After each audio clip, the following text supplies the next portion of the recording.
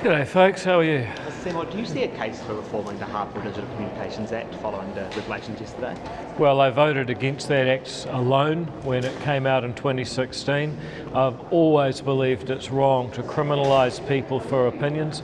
So yes, I do, having seen it be weaponised the way it was and the way it's been weaponised against journalists in the Chinese media in New Zealand recently. Yes, I've long thought there's a case for reforming it. Is it something you put forward to Cabinet? Well, bear in mind that it's the responsibility of the Minister of Justice, that's not me, but it's certainly something I would strongly support and encourage the person who is the Minister to do something about. What were your views? You think it was weaponised? Beg your pardon? Can you explain how you believe it was weaponised? Well, first of all, there's been widespread reporting recently of how a complaint under the Harmful Digital Communications Act was used by people who were frankly trying to cover up much worse crimes.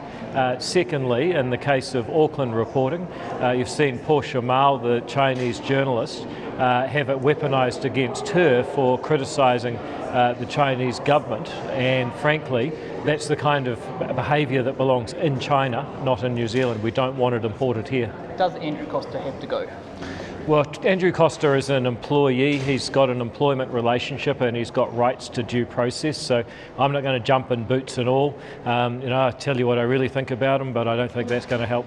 What do you make of, what is your assessment of the conduct that's laid out in the IPCA report? Well, as it's laid out in the IPCA report, it certainly sounds damning, but again, that's for a proper employment process. I don't want to try and prejudice, the rights that he's still an employee, he's got rights to a fair process. Do charges need to be laid for New Zealand to regain its kind of anti-corruption reputation here? Do charges need to be laid against any of the other policemen? Look, again, if we want to uphold New Zealand's anti-corruption reputation, you don't want a minister telling the police which charges to lay. But what I would just make at one point, besides the woman at the centre of this, it's critical that victims and complainants feel they can trust the police in this country. Restoring the trust in the police has to be the main objective. That's why the government is going to strengthen the IPCA. And also just make the point for the average beat cop out there, in my experience, are salt of the earth great New Zealanders. They don't deserve to be dragged down by this behaviour at the top that just makes you angrier and angrier the more you hear how people in trusted positions abuse their power. What did you think when you read that report? Well, I don't know if I thought a lot, but I got angrier and angrier as I read. Some of these contents are disgraceful. These people are put in a serious position of trust.